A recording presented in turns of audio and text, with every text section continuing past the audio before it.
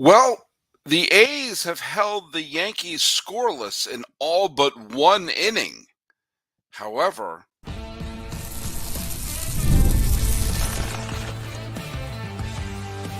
You are Locked On A's, your daily Oakland A's podcast, part of the Locked On Podcast Network, your team every day. hello, A's fans, and welcome to Locked On A's. This is the daily podcast where we talk about your Oakland A's as long as we can throughout this very strange 2024 season. I am let's just call him your host from now on. I'm your host, Paul Francis Sullivan. Please call me Sully.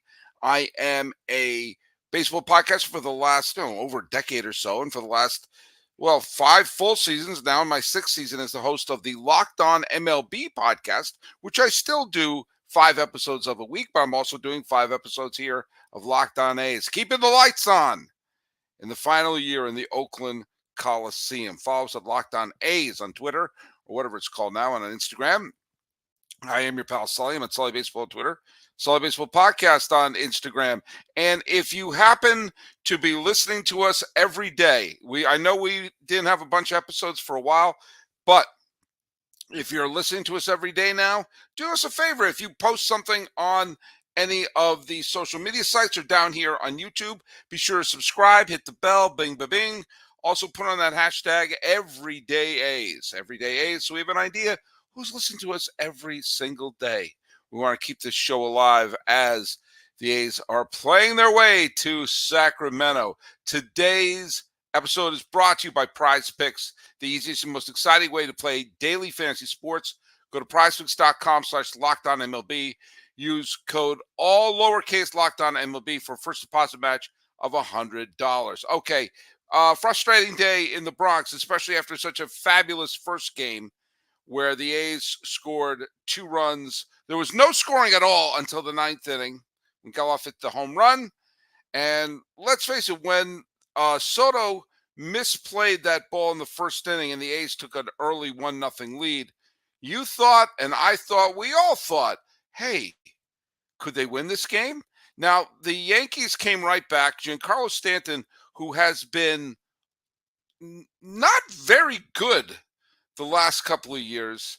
He's got a couple big hits so far this year. He drove in 2, and then Anthony Rizzo, who had horrible concussion syndrome all last year, he hit a big home run. That was his second home run of the year, and all of a sudden it was a 4-1 lead, and I was like, "Oh, rats!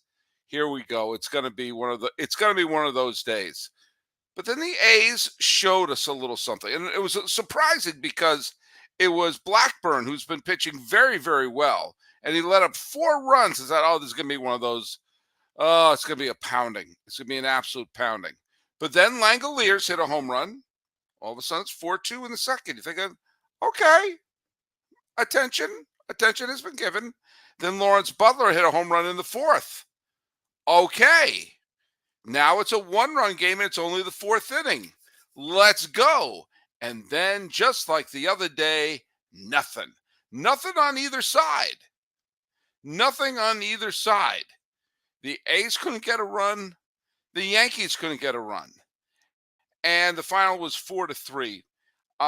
Think about the A's have gone into the Bronx. And you had the Monday game, and then you had this evening's game. And they played, the Yankees have batted because they batted all 9 innings yesterday. They only batted 8 innings this year because it was a home win. That the Yankees have played 17 innings against the A's pitching staff, and 16 of those innings have been scoreless. The A's have held the Yankees from scoring in 16 out of 17 innings. That's really good.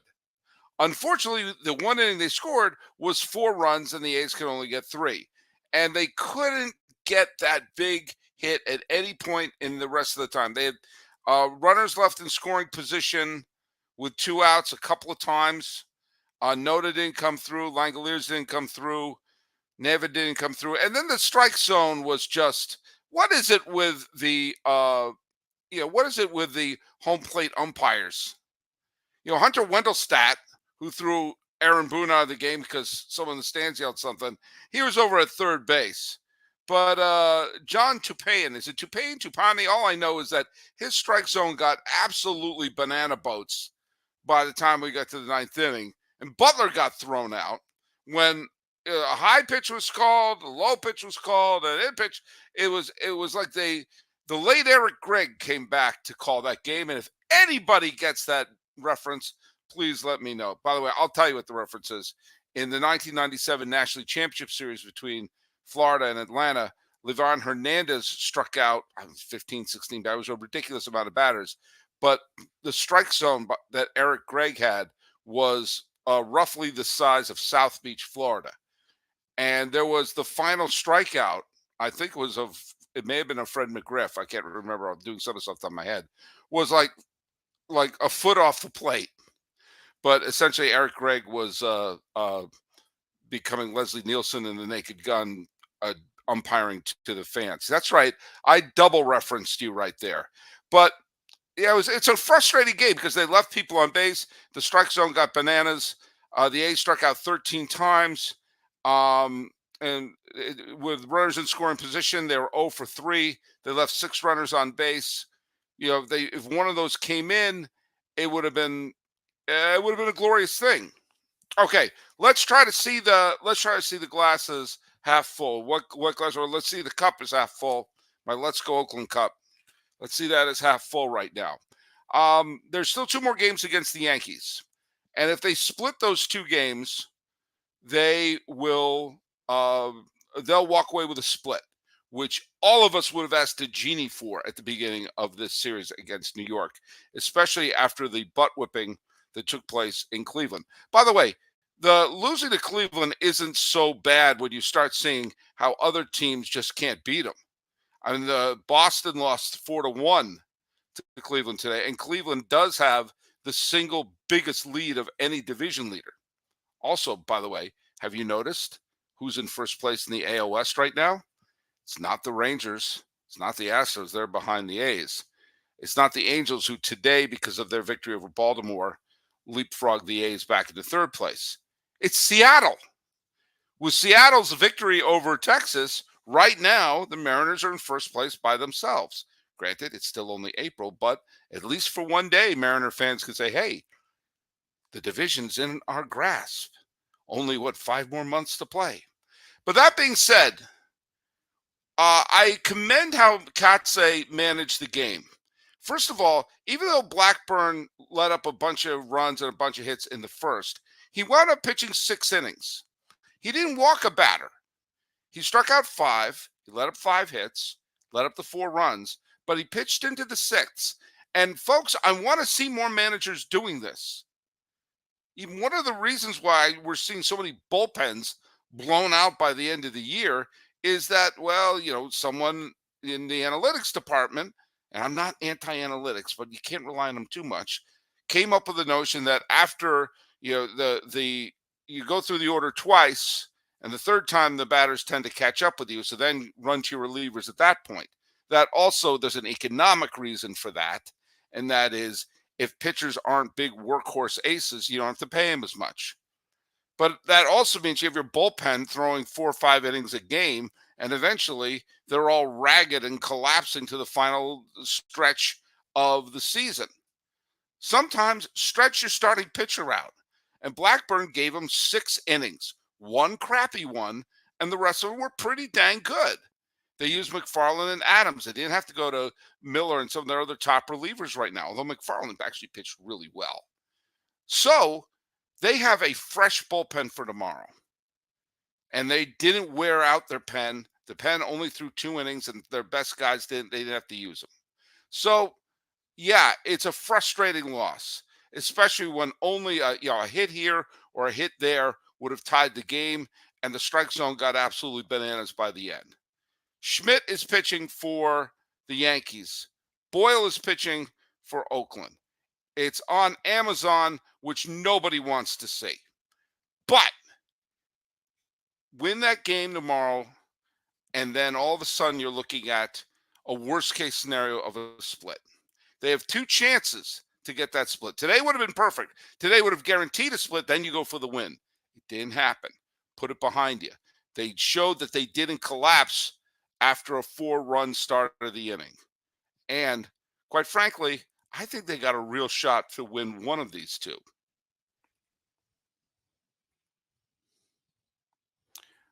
I've been told I'm a competitive person. Now, I'm not sure if you think that's true.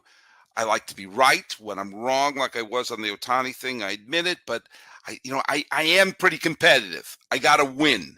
I think we all got a competitive side, right? Well, if you want to feed that competitive side, what you need to go to is Monopoly Go. You may have heard of it. At least 150 million people have heard of it because that's how many downloads it has. It's a great twist on Monopoly, where you play on not one, not two, not three, but on hundreds of Monopoly boards in crazy locations, including amazing cities that can bring you big money. But the best part is messing with my friends, because that's the kind of friend I am.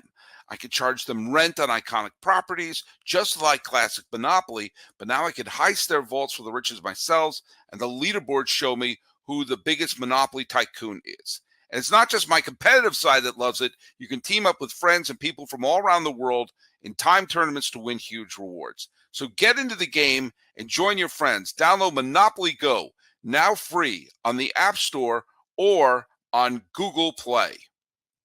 This is the best time of the year to be a sports fan. With all the games being played right now and the playoffs starting in hockey and in basketball, it's the best time to be checking out PrizePick, America's #1 fantasy sports app with more than 3 million members. It's the easiest and most exciting way to get in on the action while you watch your favorite sports and players. Just pick more than or less than on 2 or more player stats and watch the winnings roll in. The baseball season's about a month old around this point, and you get to see which big players are having slumps and which ones are going to break out of it. You think Aaron Judge is going to break out of a slump? Then pick more than. You think Juan Soto is going to cool down? Pick less than. Bet on the NBA playoff action. Win up to 100 times your money on PrizePicks as you would as the best players take the game to the next level during this NBA playoff season. Testing my PrizePicks skills in baseball so you could make the most exciting way to play daily fantasy sports. If you have the skills, you could turn $10 into $100 with just a few taps. And PrizePicks now offers Apple Pay for quick and easy deposits into your account this basketball season. Download the app today and use the code LOCKEDONMLB for a first deposit match up to $100. Once again, download the app today and use the code LOCKEDONMLB for a first deposit match up to $100. PrizePicks, pick more, pick less. It's that easy. Hey, are you still watching Fox Sports or ESPN for your sports news? Have to turn down the volume with all the shouting? Make the switch to Locked On Sports Today, a free 24/7 sports streaming channel programmed for you every day to bring the biggest stories without all the screaming. Locked On Sports Today brings you can't-miss analysis, opinions, and the news, streaming 24/7 on YouTube or on the free Amazon Fire TV channel app. Part of the Locked On Podcast Network, where it is your team every day. I brought this up with Melissa Lockhart the other day in our interview we had. I actually don't remember if I aired this part or not because there's a couple parts of the interview I haven't posted yet. But I think it is. We all know the move is happening. They're going to Sacramento. We all know they're playing in the River Cats Stadium, but there's still talk about the A's and the River Cats sharing the same stadium. And there's something about that I find humiliating. They not only have to share the stadium, they have to share it. It's admitting they're a minor league product, admitting it's a minor league situation.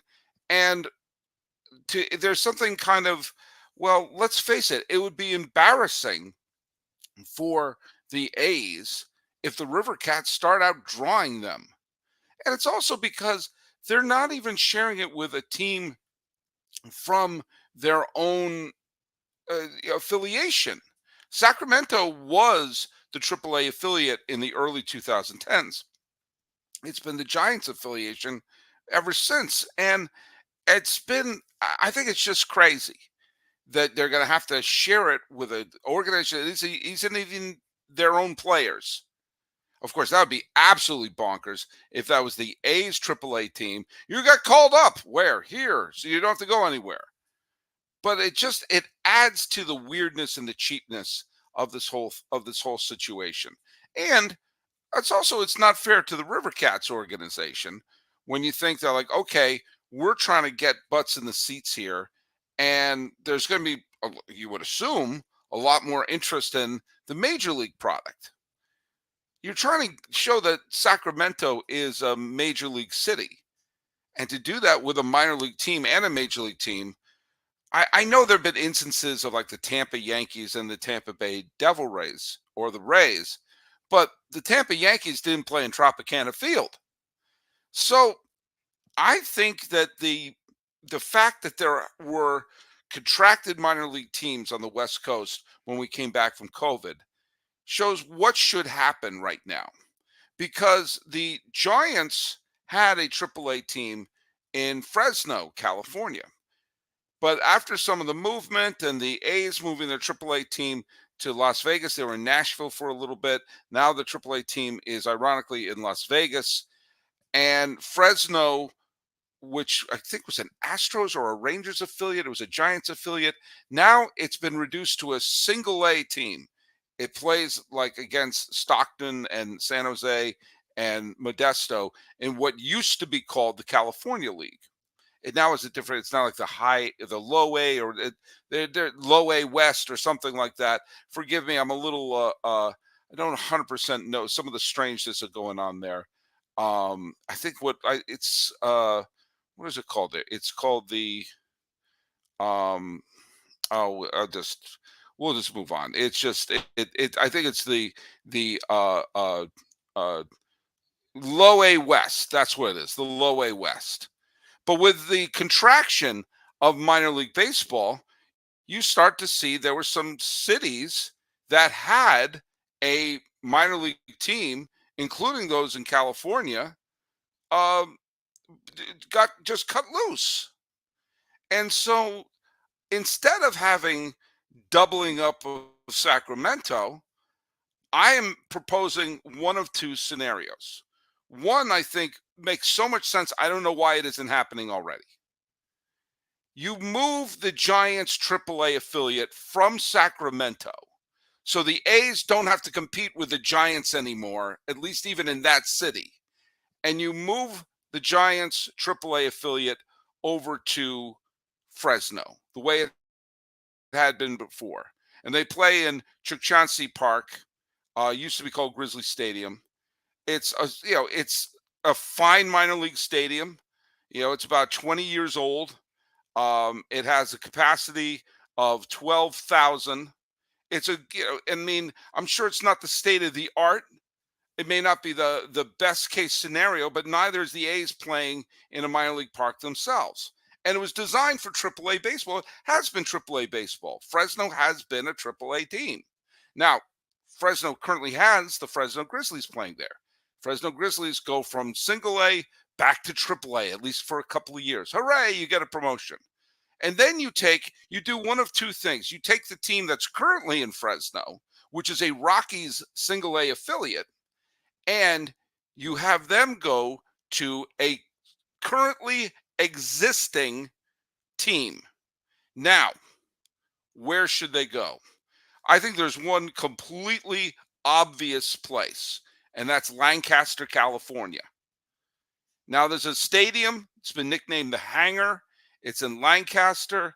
It's it's about 30 years old, and it seats about 7,000. And right up until the contraction of minor league teams in 2020, it was home of the what are they called? I just had their name up there. The Jethawks. Lancaster is a big place for pilots. So for at least a couple of years, Lancaster, you get an affiliated minor league team again. They were a minor league team there for a long time. At least for a little bit, you get it back. You get it back. But if you don't want to do that, then you know what? Do something interesting. Do something unexpected. I have a cruel thing to do, and that is to have a minor league team, the Fresno minor league team, go to Berkeley, or maybe go to Sunken Diamond, or go to one of the Sunken Diamond in Stanford. You take one of the really terrific college baseball stadiums. Hell, you have Blair Field in Long Beach. You can have a team play in Fullerton at Goodwin Field. Just for a couple of years, if you want to have a little novelty in there. But the obvious one is Lancaster's sitting there. It's with a minor league stadium. Could house a single A team.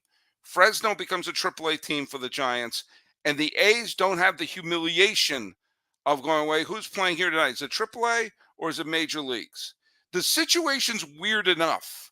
You don't have to have the minor league River Cats sharing a locker room with the supposed major league Oakland A's. It's just too weird, especially because they're not within the same organization. Tell me your thoughts on that. Tell me your thoughts on that, Locked On A's, on Twitter or down here in the comments. When we come back from our little break here, we are going to go through yet another example of I bet you forgot they were on the A's.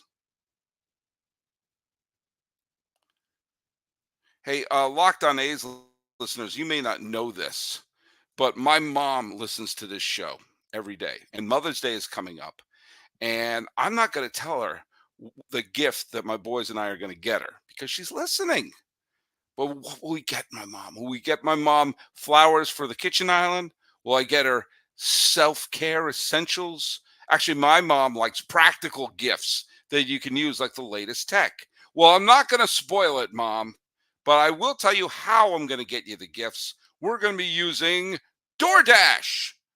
DoorDash. You might use the same delivery or schedule a week ahead of time. DoorDash, same day, week ahead. They do it all. We will get savings that will make you proud of us, Mom, with a Dash Pass membership. We will save with a $0 delivery fee and reduce service fees on eligible orders from Dash Pass merchants that meet the minimum subtotals. Other fees, including service fee, apply and terms apply.